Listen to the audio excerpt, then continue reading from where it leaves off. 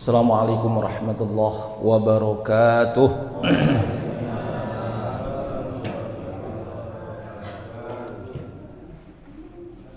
Alhamdulillah, alhamdulillahi rabbil alamin, wassalatu wassalamu ala ashrafil anbiya'i wal mursalin wa ala alihi wa ashabihi ajma'in.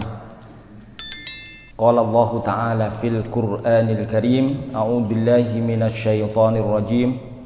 Subhanaka la ilma lana illa ma 'allamtana innaka antal alimul hakim.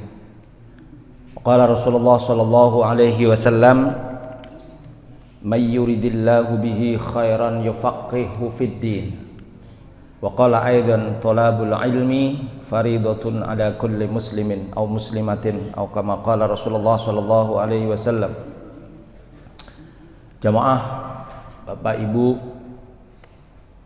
yang dirahmati Allah, puji syukur pertama-tama mari kita sama-sama panjatkan kepada Allah Subhanahu wa taala.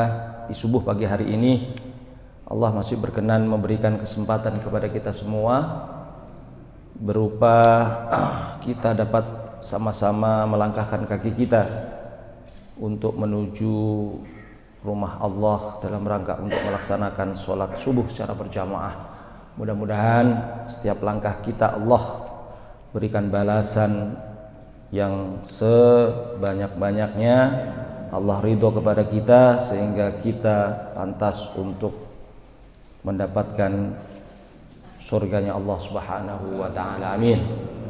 Sholawat beserta salam semoga senantiasa tercurah kepada junjungan kita Nabi besar Muhammad sallallahu alaihi wasallam beserta para keluarganya, para sahabatnya dan para pengikutnya yang setia, dan mudah-mudahan kita juga termasuk di dalamnya. Amin ya rabbal alamin. Jamaah sekalian, mari kita lanjutkan bacaan kitab Bidayatul Mujtahid ya.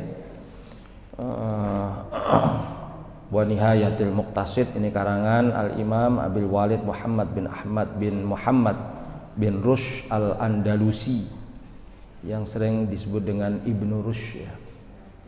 Dilahirkan, ini orang Eropa sebenarnya ini. Dilahirkan di Andalusia, ini sebuah provinsi di Spanyol sana.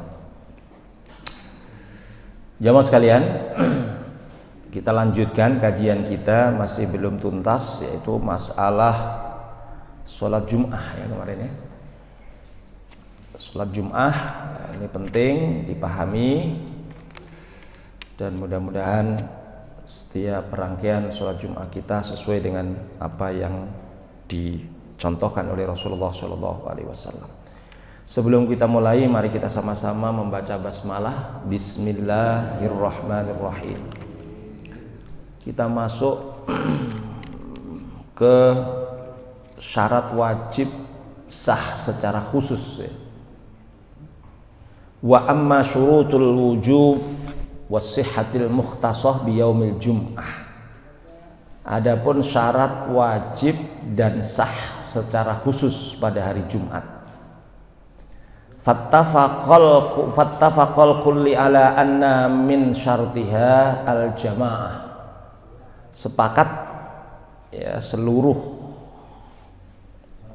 ulama bahwa syarat khusus pelaksanaan sholat Jum'ah itu syaratnya harus dilaksanakan secara berjamaah ya, secara berjamaah. Jadi nggak bisa kok kamu nggak sholat Jum'ah gitu di rumah aja, saya udah sholat sendirian di rumah ya. Nggak laku itu ya, karena tidak memenuhi syarat ya, syaratnya harus berjamaah. Persoalannya adalah wakhtalafu fi miqdaril jamaah. Yang jadi persoalan atau yang diperdebatkan, yang menjadi ikhtilaf atau perbedaan pendapat itu adalah fi miqdaril jamaah. Berapa orang yang dianggap berjamaah, nah, gitu ya. Berapa orangnya gitu.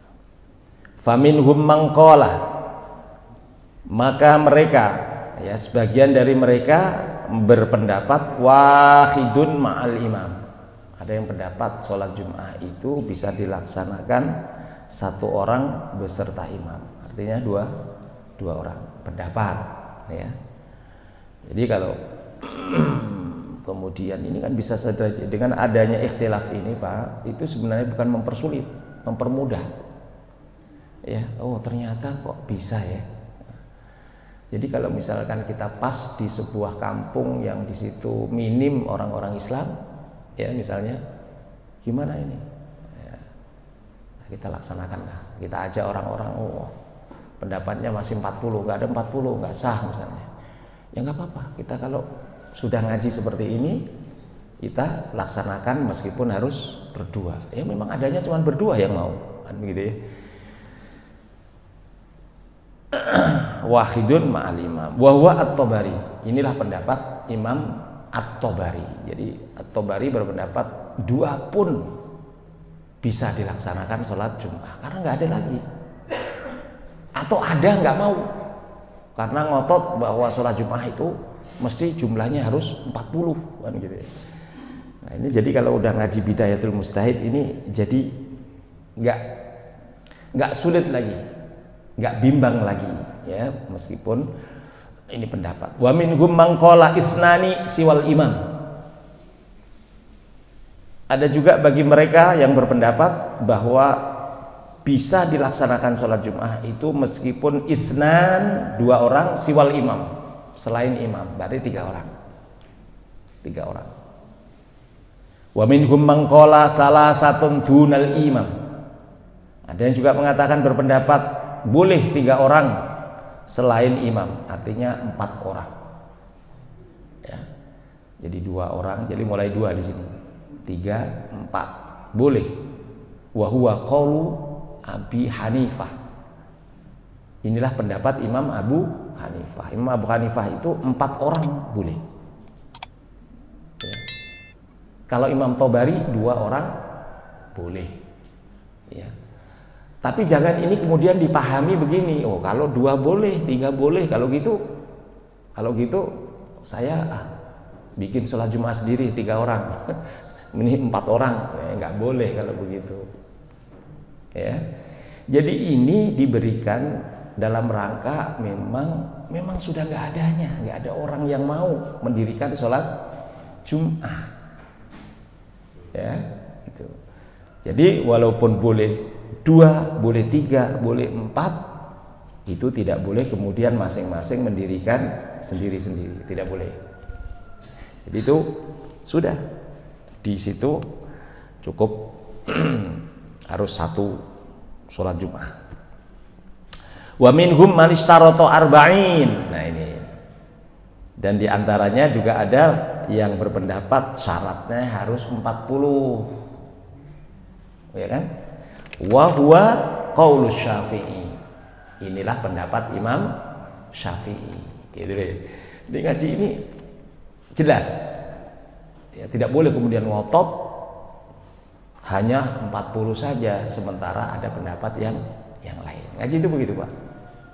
Nggak boleh. Sama juga kalau kita ngotot mesti 40, sama dengan kita mengatakan bahwa pasta gigi itu mesti Pepsodent, nggak ada yang lain, gitu ya. Padahal ada macam-macam merek sekarang tuh, betul nggak Bu? Jadi kita ada pilihan. Nah kalau memang orang banyak itu ada dan memang ya, lebih dari itu, kurang dari 40 pun juga nggak masalah. Ini pendapat qaul Syafi'i wa Ahmad, yaitu Imam Ahmad bin Hambal, ya. Penjelasannya madhab Syafi'i wal masyhur min madhabi Ahmad arba'un. Ya, pendapat Imam Syafi'i dan yang terkenal dari madhab Ahmad arba'un itu 40. Wa bihi qala Ubaidullah, ya, Ubaidillah bin Abdullah bin Utsbah wa Ishaq wa riwayatun an Umar ibnu Abdul Aziz wa anhu istiratu khamsin. Bahkan Umar bin Abdul Aziz mensyaratkan 50. Nah kalau sudah 40-50 kita harus paham orangnya sudah banyak, ya, orangnya sudah banyak. Bahkan sekarang mungkin ya sudah lebih, masjid ini aja sudah lebih, ya, sudah lebih, karena memang orang Islam sudah banyak. Nah itu bicara sekarang. Nah, sekarang pun bisa dilaksanakan meskipun kurang dari 40. Kalau mungkin kita di satu daerah tertentu, misalnya di pedalaman Kalimantan, kita lagi merantau, ya, pedalaman sono Irian, kita juga lagi merantau, ya, hari Jumat misalnya, yuk kita istirahat sejenak untuk melaksanakan sholat Jumat, kan gitu ya. Wah, kok cuman 2 orang 3 orang kita semua? Boleh. Yang bener, saya udah pernah ngaji, kan gitu kan. Jadi ada pertanggungjawabannya, Pak. Nah, selama ini yang kita tahu 40. Ternyata 2 pun boleh, 3 pun boleh, 4 boleh. Ya. Wa minhum man lam yastarid adadan. Bahkan dari mereka para ulama ada yang tidak mensyaratkan jumlah. Jumlah tidak disyaratkan. Walakin ra'a annahu yajuzu bima dunal arba'in wala yajuzu bis salasah wal arba'ah. Tetapi ada yang berpendapat boleh kurang dari 40 tapi tidak boleh 3. Nah, ini kan pendapat lagi. Enggak boleh 3, ada yang enggak membolehkan. Tapi kan ada yang membolehkan juga. Ini kan? Tidak boleh wal arba'ah dan 4. Wa huwa madhabu Malik. Inilah madhab Imam Malik. Imam Malik berpendapat kurang dari 40 boleh, tapi nggak boleh 3 atau 4, kata Imam Malik. Yang berpendapat Imam Malik, ya monggo, tapi jangan kemudian menyalahkan pendapat yang lain. Ini yang tidak boleh, ya, karena nanti masing-masing punya dasar, punya alasan, ya. Jadi para imam dulu, kenapa kemudian memang ada Imam Syafi'i, ada Imam Maliki, ada Imam Abu Hanifah, Imam Ahmad bin Hambal, masih ada imam-imam yang lain, memang kemudian berbeda di dalam memahami nas-nas Al-Quran maupun hadis dari Rasulullah SAW. Wa hadduhum bi annahum alladhina yumkinu an tataqarra bihim qaryah. Yang penting patokannya mereka itu dimungkinkan, ya, pelaksanaan sholat Jumat itu dilaksanakan di sebuah perkampungan atau sebuah kota atau di pusat gitu. Misalkan seperti kita ini kan, kita ini sudah banyak orang sehingga kalau hanya satu masjid saja sudah tidak mencukupi, ya, dan ada alasan-alasan yang lain itu kemudian mendirikan masjid. Nah, yang paling penting yang perlu saya sampaikan dan perlu kita pahami setelah kita tahu bahwa kok ternyata boleh 2, boleh 3, boleh 4, ya, juga termasuk 40 boleh, kurang pun juga boleh. Apa sebabnya? Nah, ini penting nih, Pak, untuk menjawab itu. Kenapa jadi perbedaan itu?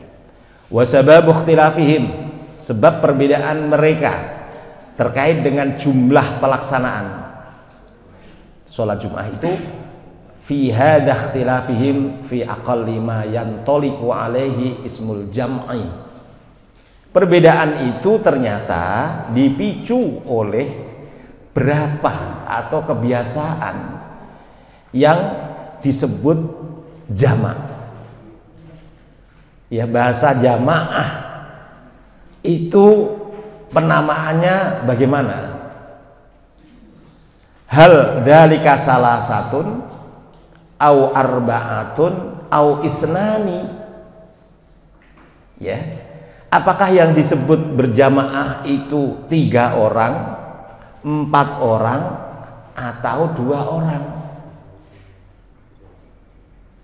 Ini yang memicu, Pak, kenapa kemudian berpendapat boleh 2, boleh 3. Sekarang saya tanya kepada bapak-bapak, kira-kira kalau bapak sholat berdua berjamaah enggak? Berjamaah, ya kan? 2 orang pun disebut berjamaah. Ini, Pak, yang memicu. Ketika sholat Jumat itu syaratnya berjamaah, 2 orang cukup. Itu yang berpendapat 2 orang, kan gitu. Coba bantah. Sholat Jumat itu syaratnya yang disepakati dilakukan dengan berjamaah. Nah, kalau 2 orang melaksanakan sholat Jumat dan berjamaah, sah atau tidak? Sah bagi yang berpendapat 2 orang boleh. Itu jawabannya, Pak. Jadi itu. Jadi alasannya seperti itu. Wahal imamu dakhilun fihim am laisa bidakhilin fihim.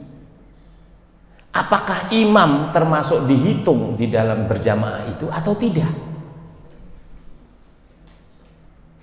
Oh, bisa syaratnya berjamaah itu 2 orang. Termasuk imam atau tidak?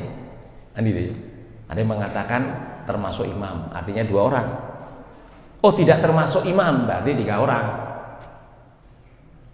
Kan gitu. Ya.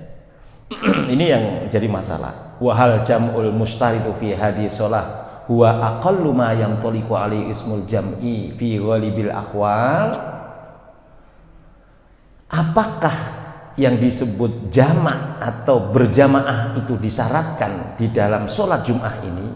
Paling sedikit ya yang disebut atau yang dinamakan berjamaah fi ghalibil ahwal, yaitu yang sudah memang dianggap yang sudah menjadi kebiasaan. Wa dzalika huwa aktsaru minas salasah wal arba'ah.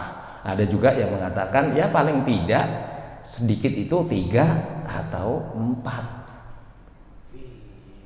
Kan gitu. Nah, ini alasan yang lain yang mengatakan 3 atau 4.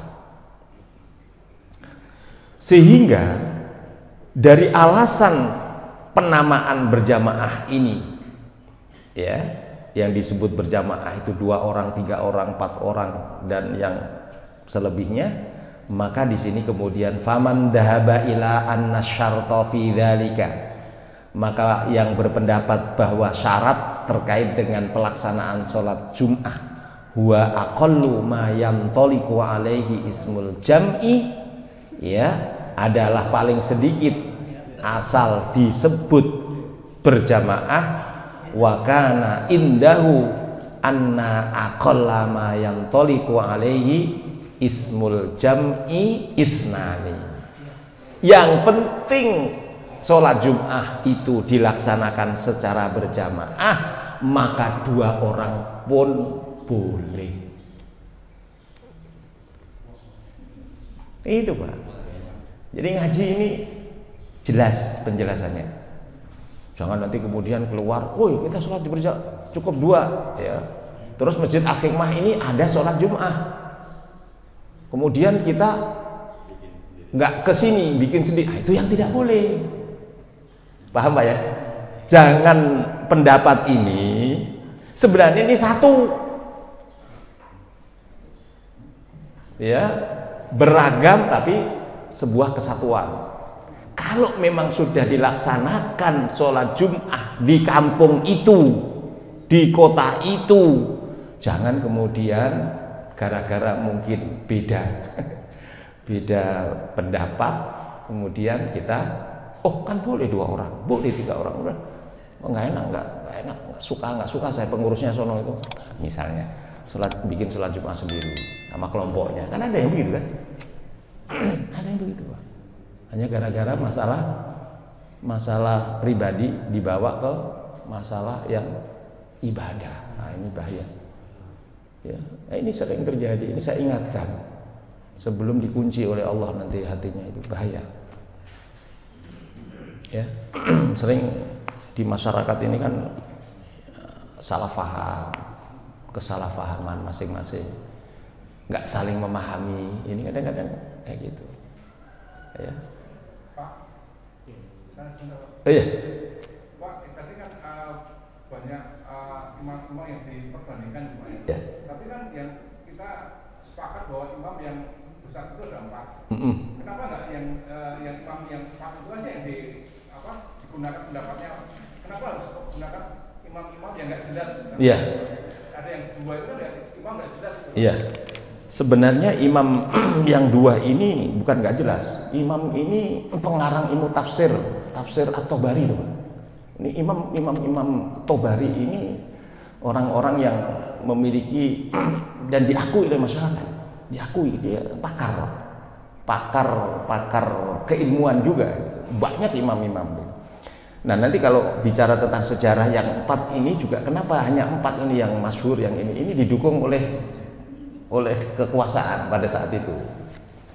Ya seperti sekarang ini kan orang pinter kan banyak Pak, tapi yang dipakai oleh pemerintah misalnya sebagai imam besar di Istiqlal yang terkenal kan Profesor Nazarudin. Padahal banyak profesor yang lain, Quraisy Shihab juga ada, kemudian profesor-profesor yang mumpuni, sama seperti itu Pak. Jadi orang-orang yang berpendapat terkait dengan hal tersebut itu bukan tidak jelas keilmuannya, Pak. Ibnu Katsir pada saat itu kan pengarang tafsir Ibnu Katsir. Imam Tobari ini juga pengarang tafsir At-Tobari. Jadi orang-orang yang dimasukkan oleh pendapat-pendapat ini sudah dipilih Pak. Memang setahu kita memang yang besar, yang sering bahkan diakui oleh dunia internasional keilmuan 4 orang itu. 4 orang itu karena sejarahnya kalau kita mau pelajari memang di samping memang beliau ini juga memang kepakarannya iya, tetapi terpilih karena dianggap sesuai dengan kekuasaan pada saat itu. Nah, itu pengaruh juga Pak. Seperti sekarang lah ya, seperti sekarang ini kan banyak para pakar yang masih hidup. Siapa yang meragukan kepakaran Profesor Quraisy Shihab misalnya? Ada profesor-profesor yang lain yang di UIN itu jumlahnya sudah puluhan gitu kan. Tetapi kenapa yang menonjol? Bahasanya begitu Pak, yang menonjol ya, yang menonjol menjadi imam besar misalnya saat ini adalah Profesor Nazarudin Umar yang kemarin mengantarkan tamu lah ya gitu kan. Itu juga jadi polemik gitu. Tapi ini kan persoalan negara ya. Persoalan negara, dan agama pun juga harus kita pahami, menghormati tamu. Di situ tidak sekarang mesti tamu muslim, tidak. Jadi kita harus diperluas wawasan gitu. Kenapa di masjid? Ya, Masjid Istiqlal kan memang masjid masjid negara gitu ya. Boleh nggak? Ada yang mengatakan ikhtilaf juga. Orang kafir tidak boleh masuk masjid, hanya masjid di Masjidil Haram sana. Tapi ada yang mengatakan termasuk masjid yang umum. Nah, itu nanti kita kasih pencerahan lah masalah itu, nanti dibahas di kesempatan yang lain. Saya kira itu Pak. Jadi kita hanya menyampaikan bahwa kemudian ini kondisional Pak. Jadi tadi saya katakan bahwa ketika sekarang tidak mungkin 2 Pak, ya kan? Tapi ketika nanti Bapak ke satu merantau atau dalam satu kita tugas, masjid mana ini nggak ada, bertugas berdua. Mana ini nggak ada azan, nggak ada apa ini. Misalnya nggak usah jauh-jauh Pak, ke Sumatera, Bapak ke Danau Toba, nggak ada masjid Pak. Di Danau Toba nggak ada masjid Pak. Pas hari Jumat kira-kira kita ada tugas 5-4 orang atau cuma 2 orang misalnya. Walaupun boleh kita misalkan megang yang 40 yang 30 atau 40 orang itu boleh sholat duhur, tapi juga boleh sholat Jumat. Maksud saya begitu. Jadi pendapat-pendapat ini bukan untuk mempersulit, tapi justru untuk mempermudah. Nah, itu yang harus kita pahami. Saya pernah ngaji bahwa boleh 2 orang, ini pas di Danau Toba, ya karena mayoritas orang non muslim kan, nggak ada masjid Pak. Saya kan pernah ke sono, bahkan sampai ke Pulau Samosir itu, ya, naik kapal itu. Ada yang pernah ke sono? Itu nggak ada kan, pernah dengar azan? Nggak ada masjid aja, nggak ada. Misalnya ketika kita tugas ke sana hari Jumat, yuk kita ngadain sholat Jumat, bisa boleh. Atau mungkin kita sholat duhur aja, ya boleh. Ada 2 pilihan, mau mengadakan sholat Jumat juga boleh, mengadakan sholat duhur juga boleh. Itu maksudnya, ya Pak ya. Nah, itu harus dipahami. Tapi jangan kemudian ini dipahami karena 2 boleh, 3 boleh, 4 boleh, kemudian masing-masing bikin sholat Jumat sendiri-sendiri. Ya kan? Ini nggak boleh. Ini Masjid Al-Hikmah sudah dikumpulkan berjamaah di sini. Kemudian tiba-tiba di sono ada kelompok 10 orang, 5 orang. Loh, kamu kok gak ke masjid? Saya udah bikin sholat Jumat sendiri di lapangan katanya. Nah, ini yang nggak boleh Pak. Itu yang kita sebut dengan firqah tadi, memecah belah umat itu. Jadi tujuannya ini adalah memberikan alternatif. Kan ada kaidah begini, Pak. Ada kaidah begini. Mala tudraku kullu. La tudraku kullu. Itu dipegang, itu prinsip, rumus. Apa yang tidak bisa ditemukan keseluruhan, apa yang tidak bisa diraih secara maksimal, maka jangan tinggalkan semuanya. Paham nih? Ya udahlah, kok nasibnya begini, udah miskin, susah, ya udahlah mau ngapain lagi, kan gitu kadang-kadang. Itu namanya pesimis, itu namanya putus asa, temannya setan itu. Kita ini punya cita-cita, kita ini punya keinginan. Ya kalau nggak bisa beli mobil keinginan kita, ya jangan kemudian kita menyerah. Motor pun jadi, gitu loh Pak.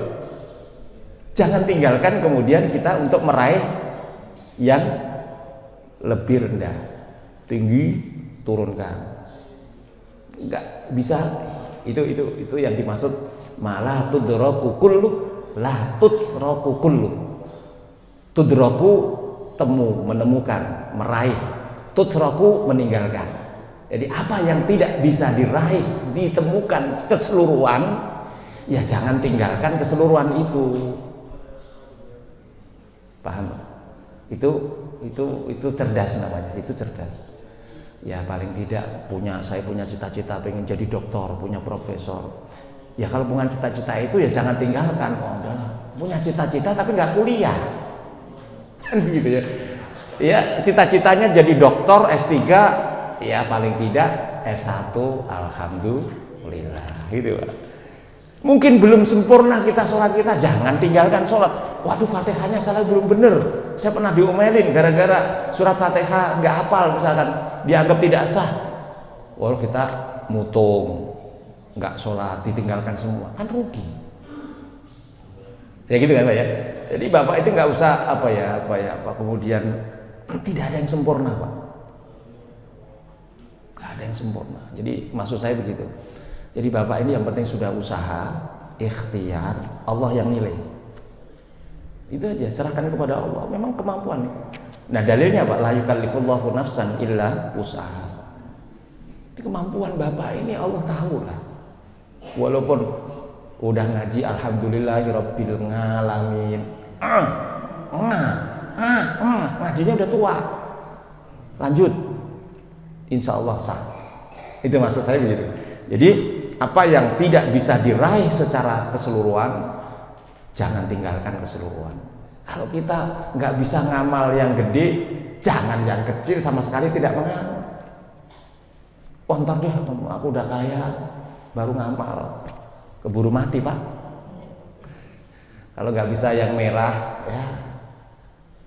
ya yang merah kan 100 tuh. Jangan tinggalkan yang 10.000. Oh sih 50, 100. Ntar deh kalau saya udah kaya bisa kayak jangan begitu. 5.000 pun jadi, 5.000 pun belum bisa, 2.000 jadi. Jangan ditinggalkan. Itu Pak maksud saya ya. Oke. Itu penjelasan lebih lanjut. Kemudian karena itu semua dipicu oleh penamaan berjamaah tadi, yang disebut berjamaah tadi, masalahnya apakah itu 2, 3, 4 itu. Fa in kana la ya'udul imam fi jumlatihim, maka jika imam tidak dimasukkan di dalam jamaah itu, qala bisalasatin siwal imam. Ada yang berpendapat bahwa 3 selain imam 4. Wa in kana mimman ya'udul imam fi jumlatihim, bagi yang berpendapat bahwa imam termasuk di dalamnya, wafaqa qaulu min qala aqallul jam'i isnani.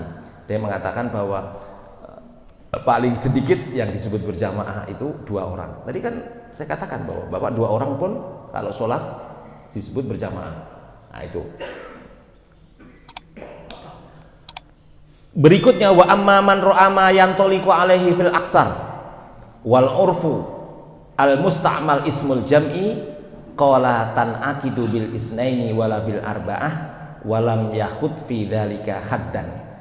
Jadi secara umum, secara adat yang memang sudah berlaku yang disebut berjamaah itu ya ada yang mengatakan bahwa kalau memang ini terkait dengan pelaksanaan sholat Jum'ah ya pokoknya ada 2-3 baris misalnya yang menyebutkan bahwa ya tidak terikat ya tidak terikat 2 dan tidak terikat dengan 4, yang penting tidak ada di situ aturan.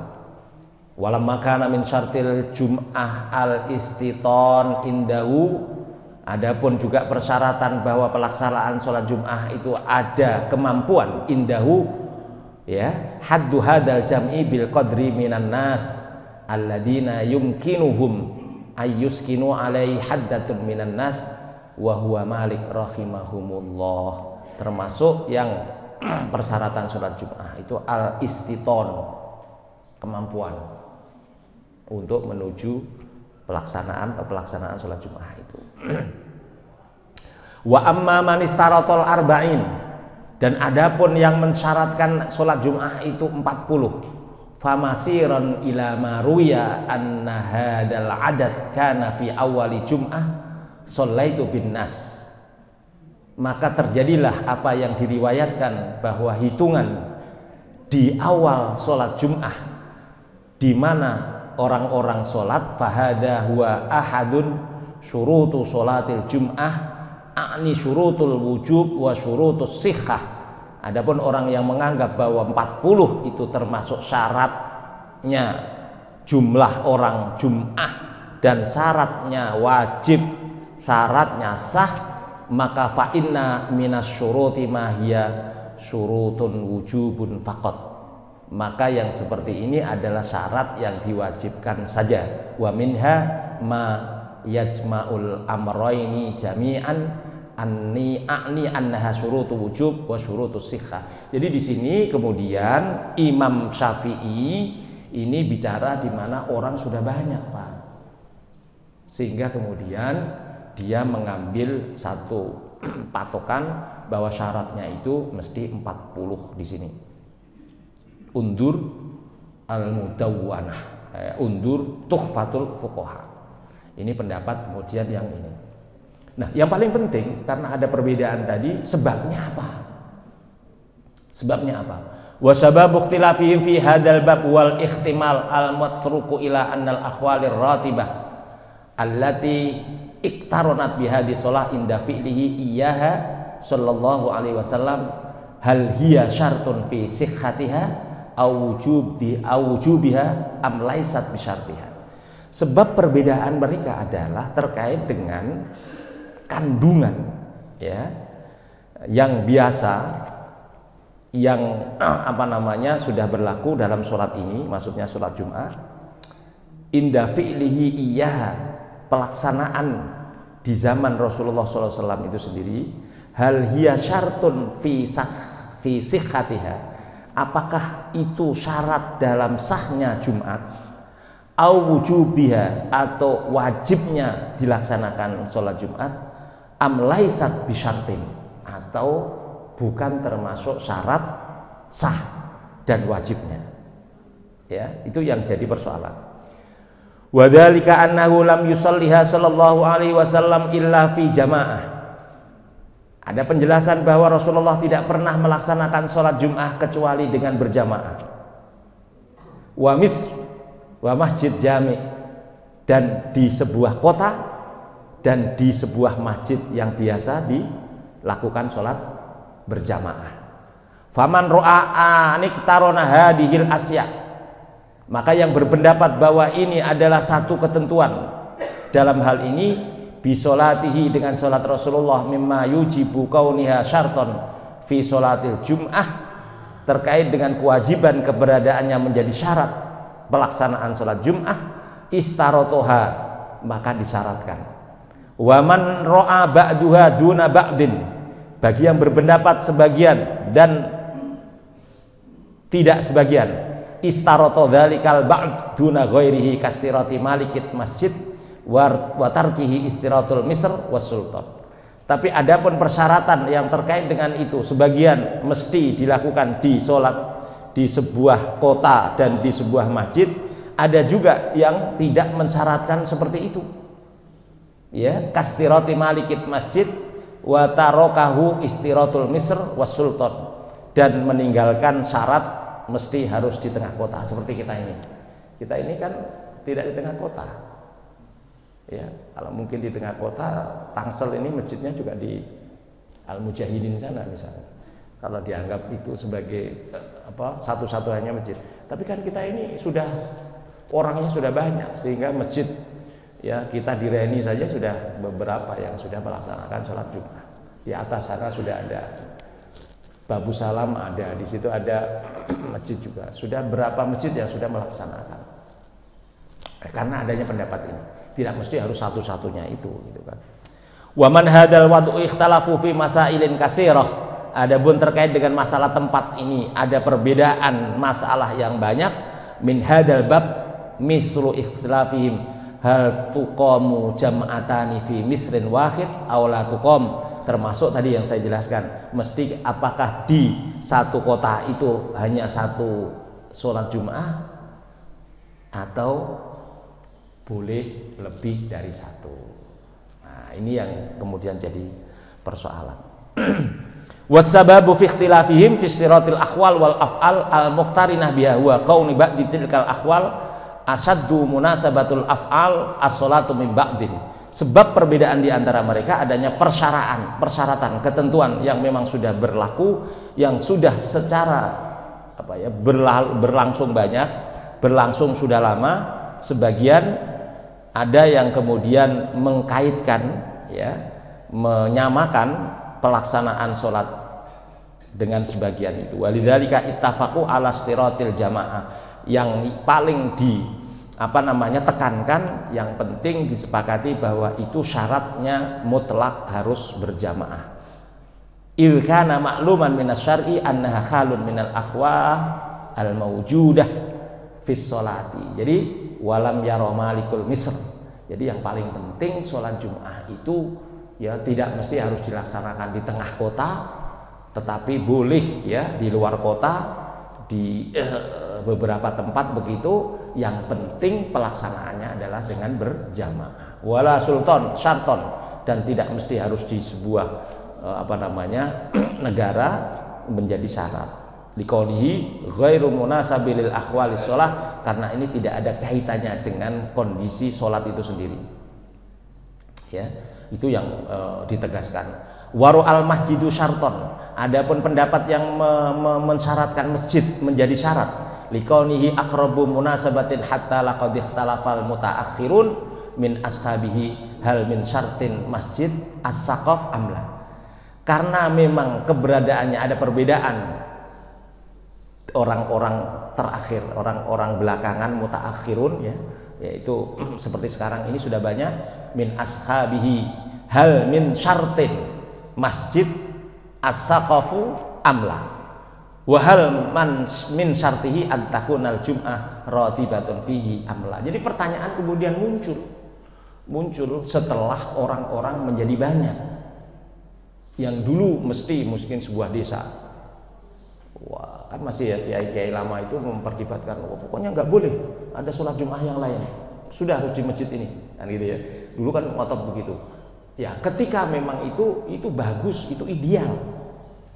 Ketika antara itu sebenarnya kan ada persatuan di situ sebenarnya. Ya. Tapi bukan juga tidak menjamin bahwa satu masjid itu mesti hatinya satu, kan tidak menjamin juga.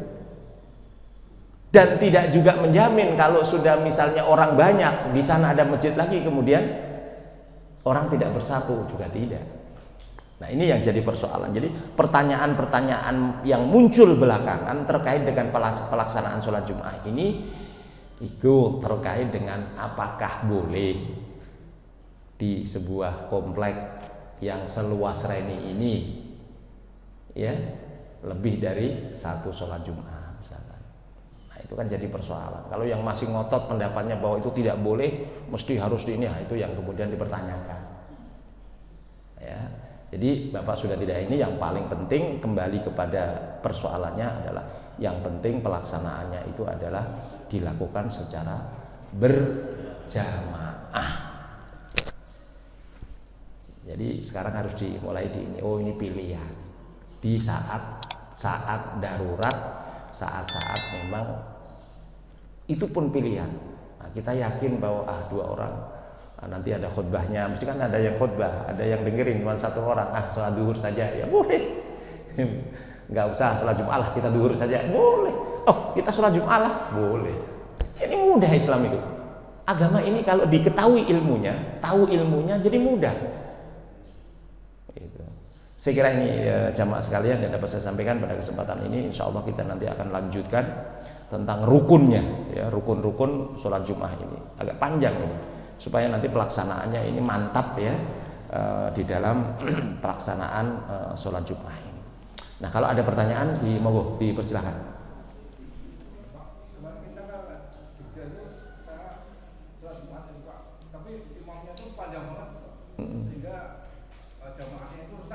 Ya. Sampai bilang amin biar selesai sampai. Khutbahnya panjang. Ya. Sampai 1 jam tuh. Ya. Padahal kan di situ kan banyak pekerja-pekerja yang 1 jam istirahat 1 jam. Ya. Itu gimana Pak? Jadi apakah syarat imam itu di khutbah Jumat itu seperti apa yang idealnya itu Pak? Iya. Ya. Ini pertanyaan bagus ini dan terjadi di masyarakat. Jadi sebenarnya syarat minimal khutbah Jum'ah itu sebenarnya pendek Pak. Baca alhamdulillah, baca sholawat, kemudian ada 3 syaratnya itu. Baca alhamdulillahirabbil alamin itu, kemudian mengingatkan jadi ada 3. Baca hamdalah, memuji Allah, baca sholawat kepada Nabi. Yang ketiga di khutbah pertama ya, itu adalah berwasiat, mengingatkan ketakwaan dan keimanan. Itu saja Pak. Itu saja. Jadi misalnya nggak ada bisa khutbah, baca saja alhamdulillahirobbilalamin wassalatu wassalamu ala Allahumma sholli wa sallim ala sayyidina Muhammad, kemudian ittaqullah ya. Kemudian itu misalkan kita nggak mungkin bahasa Indonesia kayak ini, kemudian tiga itu sudah ada, cukup. Itu kira-kira cuma berapa? 3 menit, bahkan tidak ada. Nah, karena ada persyaratan lagi, ada 2 khutbah, yang kedua kan doa. Jadi itu Pak, intinya itu. Nah, kalau kemudian khutbah ini kemudian malah bikin resah, maka sebenarnya ini nggak bijak. Kebijakan orang yang khutbah ini harus tahu, atau imam itu harus tahu kondisi jamaahnya. Nah ini kalau misalkan ya, saya ini kan khutbah sudah di kantor-kantor besar yang memang kita sudah dibatasin ya, maksimal biasanya ada 15 menit, itu pun juga dengan sholat. Kita bagaimana kita mengemas poin penting yang ingin saya sampaikan dalam khutbah itu, apalagi di masjid-masjid besar itu sudah kisah dikasih tema Pak, kasih tema gitu ya, supaya tidak temanya itu tidak tumpuk gitu. Kemarin baca ini juga masalah ini juga, masalah ini juga gitu. Jadi seperti misalkan di BIN gitu, di Baitul Akbar itu, saya juga khutbah di sana, itu sudah ada jatah tema Pak. Misalnya kayak kemarin itu bagaimana kita hidup di tengah perbedaan ya. Senyampang dengan 17 Agustus, bagaimana kita mengupas menselaskan antara Bhinneka Tunggal Ika dengan surat Al-Hujurat 18 itu. Ya ayyuhan nas inna khalaqnakum min dzakarin itu. Kita kemas, kita jelaskan sepintas bahwa intinya bagaimana kita menjelaskan bahwa kita hidup ini, itu aja intinya Pak. Nah, kalau kasus yang Bapak itu menurut saya disinilah perlunya ya pencerahan para khotib ini. Ya apalagi khotib-khotib yang memang di tengah-tengah masyarakat pekerja yang istirahatnya juga dibatasin ya, kemudian dengan itu wah itu juga menurut saya tidak bijak. Ya itulah pentingnya kemudian ada kearifan lokal yang mestinya harus kalau ada kotak saran, nah itu ditulis aja mohon, karena memang itu harus dimasukkan aja di situ. Nah ini atau mungkin bisa juga langsung kepada DKM-nya, jadi saya kira itu. Oke, makasih. Itu Pak ya. Maaf, pertanyaan saya agak sensitif. Ya. Sekali waktu di Kota Padang, saya sholat Jumat. Ketika kami sudah duduk di majelis, kami baru tahu bahwa masjid itu adalah masjid gerakan Ahmadiyah. Masjid besar. Itu bagaimana sebaiknya? Sebagian teman ingin keluar mencari masjid lain menjauh. Tapi sebagian lagi bertahan untuk tetap melakukan sholat. Gimana Ustaz? Iya. Apa maksudnya gerakan Ahmadiyah? Saya nggak tahu nih. Apa maksud? Masjidnya Masjid Ahmadiyah. Oh, Ahmadiyah. Ya. Nah, memang Ahmadiyah ini yang saya tahu ada dua, Pak. Ada dua, Pak ya. Ada dua macam. Ada yang mengatakan Pak Ahmadiyah ini menganggap Mirza Ghulam Ahmad itu sebagai nabi.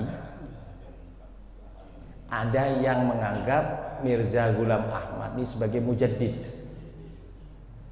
Ya. Ketika kemudian itu Ahmadiyah yang mengatakan bahwa ini kan kita tidak tahu. Sekali lagi kita nggak tahu, Pak. Jadi ketika kita tidak tahu, ya sudah. Apalagi posisinya memang sudah di sono-sono juga sudah mepet itu tadi. Ketidaktahuan itu ya rufi al-kalam, rufi al-qalam. Kita tidak berdosa. Tapi memang yang kita pahami bahwa keyakinan itu kan sudah masalah akidah, Pak ya. Bahwa Rasul Muhammad itu adalah terakhir. Ya, Rasul terakhir dan sebagai penutup. Tapi mereka tidak. Mereka menganggap bahwa masih ada rasul-rasul yang lain, termasuk ada yang berpendapat Mirza Ghulam Ahmad itu sebagai rasul berikutnya setelah Nabi Muhammad. Karena kata khotam di situ bukan penutup kata mereka. Nah, kalau bicara tentang Ahmadiyah ini saya pernah mengadakan satu penelitian gitu. Penelitian dalam pengertian saya membaur, Pak. Sebenarnya di Bayoran itu ada juga, Pak. Di Kebayoran ada juga. Saya masuk mengikuti itu seperti itu. Ya, kita pengen tahu kan ketika saya bisa ngomong seperti ini karena saya tahu ada yang dua pendapat, ada yang Mirza sebagai mujaddid sama seperti imam-imam itu, ya, ada yang mengatakan Mirza ini sebagai rasul. Tetapi kalau melihat di mimbarnya la ilaha illallah Muhammadur Rasulullah, mimbarnya la ilaha illallah Muhammadur Rasulullah. Termasuk dua pendapat itu. Nah, jadi ini sebenarnya ada paham juga seperti apa, paham Syiah yang menyembunyikan itu menjadi syarat rukun itu, kewajiban itu. Nah, ada yang seperti itu. Makanya kalau Bapak sudah memang terlanjur di situ dan tidak tahu, lanjut aja. Insya Allah Bapak sudah menggugurkan tadi. Nah, lebih baik mungkin ketika sudah itu Bapak sholat lagi juga boleh kalau ragu tadi. Ya, jadi tindakannya tetap di situ, ya, karena kita tidak tahu ternyata di situ Ahmadiyah. Nantinya sudahlah ikuti, tetapi kita mufarokoh, berpisah, yaitu dengan sholat duhur, ya, sholat duhur. Itu saya kira itu. Oke ya, ada masih cukup?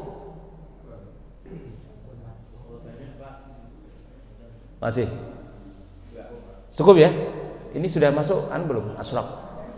Israq sudah ya? Oke. Baik, jamaah sekalian, saya kira cukup untuk kajian subuh pagi hari ini. Mari sama-sama kita akhiri dengan doa kifaratul majlis. Subhanakallah wa bihamdika asyhadu an la ilaha illa anta nastaghfiruka wa natubu ilaik wal afu minkum. Wassalamualaikum warahmatullahi wabarakatuh.